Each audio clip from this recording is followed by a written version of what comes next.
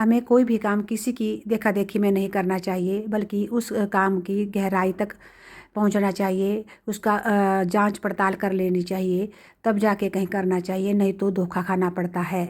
एक बार एक सेठ था, वो किसी कारणवश उसके व्यापार में घाटा पड़ गया और गरीब हो गया। उसने सोचा मैं अब जी कर क्या करूँगा। उसने वो मरने की तैयारी करने लगा। तो उसके स्वप्न में एक सन्यासी आया। उसने कहा कि तुम मरने की तैयारी मत करो, मैं तुम्हें सुबह माला माल कर दूंगा, मैं तुम्हारे घर आऊँगा, और जब से ही मैं तुम्हारे घर आऊँगा तुम मुझे लठ से मारना और मैं सोने का बनकर गिर जाऊँगा और तुम अमीर हो जाओगे।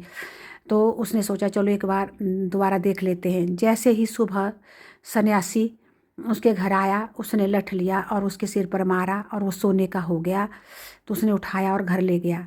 वहीं उसका नौकर नाई भी बैठा था। नाई ने यह सारा किस्सा देख लिया। तो उसने सेठ ने नाई को कुछ पैसे दे दिए और कहा कि तुम किसी के साथ इस बात को मत बताना। तो नाई ने सोचा कि मैं भी ऐसा ही करूँगा और मैं भी अमीर बन जाऊँगा। तो उसने बिना सोचे समझे उसने वह भिक्षुओं को ढूंढने चला गया, और वो गया गया और वहाँ उसको भिक्षु मिले और उसने उनको खाने पर बुलाया।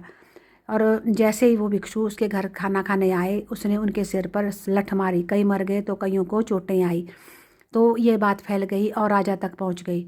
फिर वह नाई जो है राजा के पास गया। तब नाई ने बताया कि सेठ ने ऐसा किया था तो मैंने भी ऐसा कर लिया।